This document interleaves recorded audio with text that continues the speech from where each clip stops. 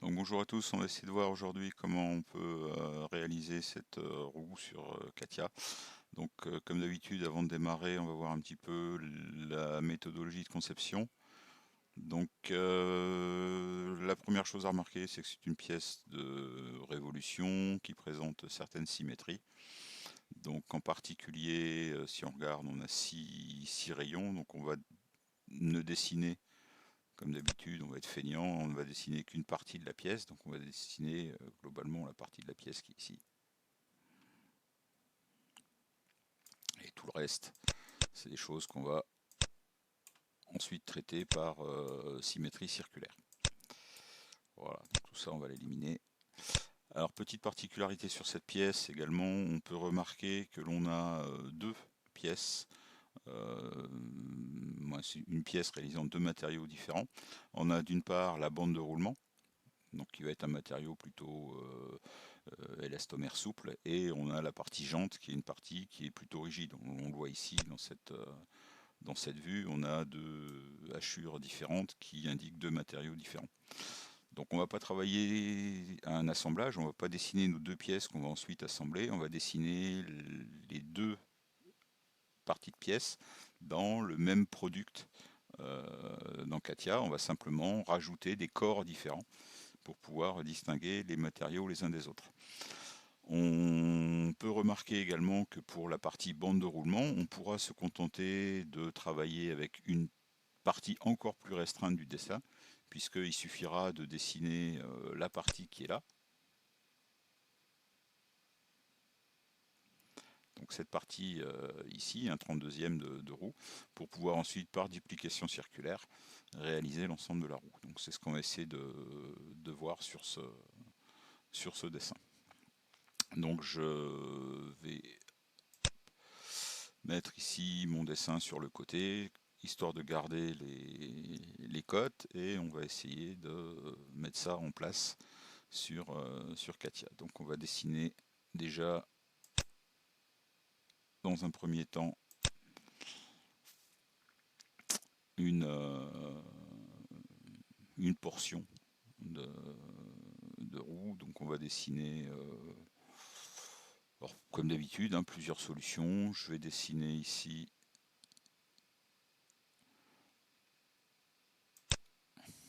quelque chose qui ressemble à ça.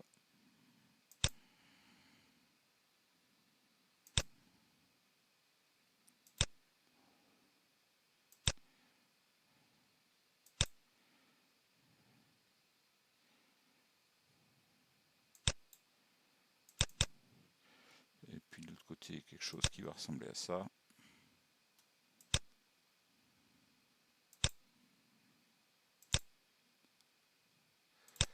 Voilà, et on va coter tout ça. Donc ici, hop. Ici j'ai une cote de 12.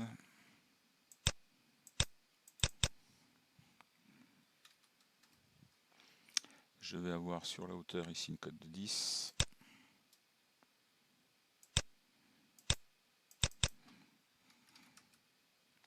Même chose de l'autre côté.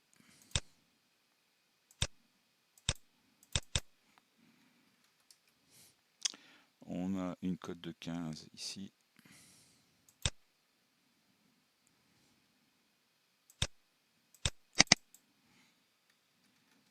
Hop là.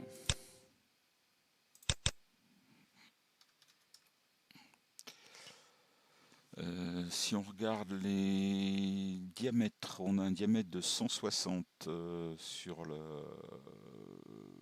la jante. Donc ça veut dire que 160, on a 80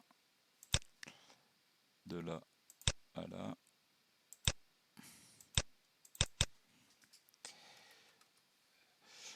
On a également, alors il y a 8 mm de là à là.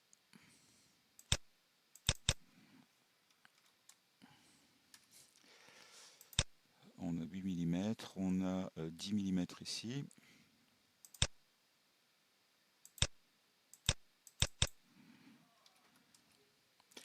Donc si on regarde, tout n'est pas encore vert, parce que je peux encore faire bouger ça comme ceci. J'ai une cote de 25 mm en haut.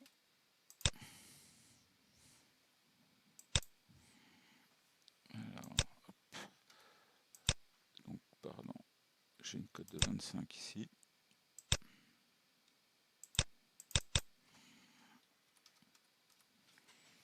Donc vous voyez que maintenant, mon esquisse ici est isocontrainte puisqu'elle est toute rouge. J'ai juste à mettre ici la courbe. Donc ça c'est une courbe, il y a plusieurs solutions pour réaliser ceci.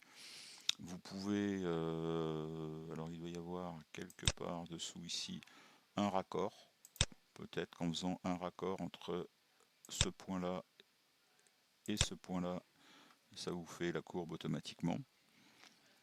D'accord, donc c'est une courbe où vous avez défini cette extrémité qui est l'extrémité de ce segment, donc il va partir tangent ici et on va arriver tangent de ce côté-là. Donc là, c'est la solution la plus simple pour définir ce profil. Donc le profil étant fait, je vous ai dit qu'il y avait plusieurs solutions. On aurait pu utiliser ici la courbe spline en définissant ce point comme étant le point d'arrivée, ce point comme étant le point de base.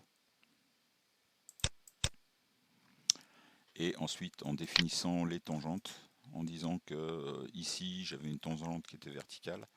Donc pour ça, il suffit de sélectionner ça et d'aller bouger la tangente pour l'amener ici à moins 90 degrés.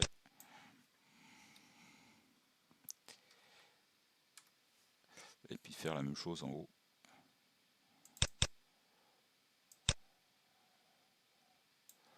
Donc vous l'amenez ici à moins 90.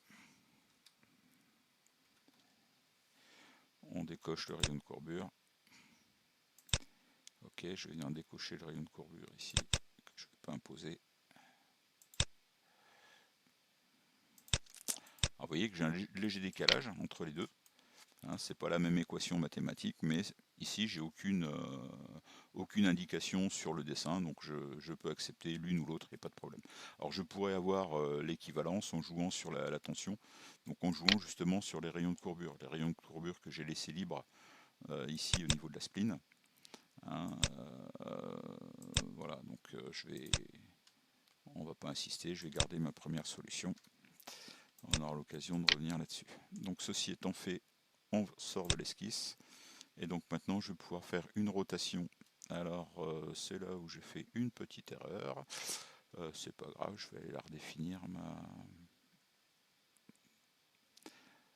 mon esquisse. Je suis parti un peu vite.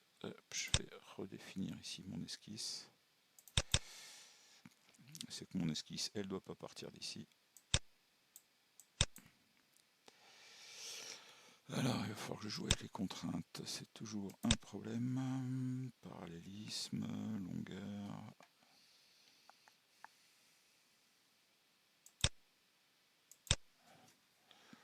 Donc celle-ci, je l'enlève, celle-ci, je l'enlève, celle-ci, je l'enlève. Celle-ci, c'est bon, donc ça je vais pouvoir peut-être le 80. Si le 80-160 c'est bon. Et au centre j'ai un rayon de 20.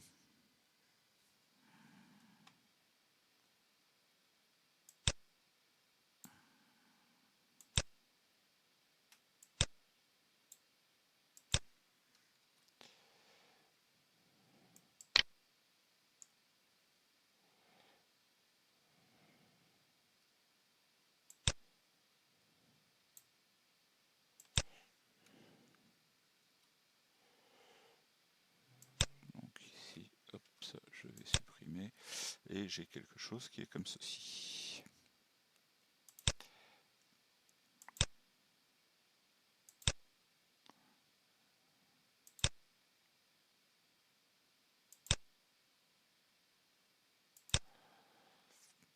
Par contre, comme ici j'ai un rayon de 20 sur un diamètre de 20 pardon, sur le moyeu, ça veut dire que j'ai une cote de 10 ici.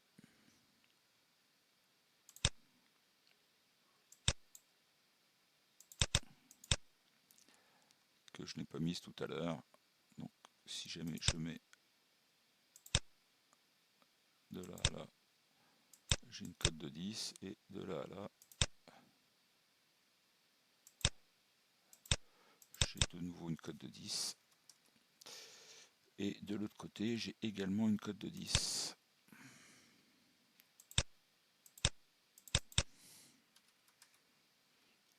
Voilà. Donc le code de 15, elle est bonne, ça c'est bon. Alors je vais garder la cote de 12 que j'ai enlevé tout à l'heure, qui est ici.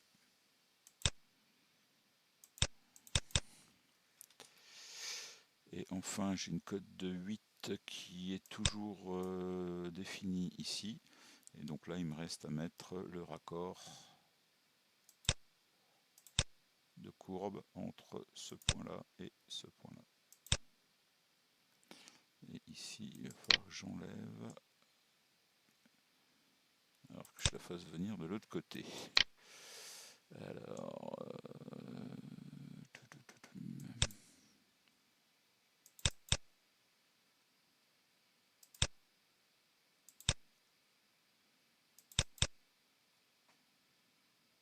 donc pour le point 2, j'inverse la direction. Voilà.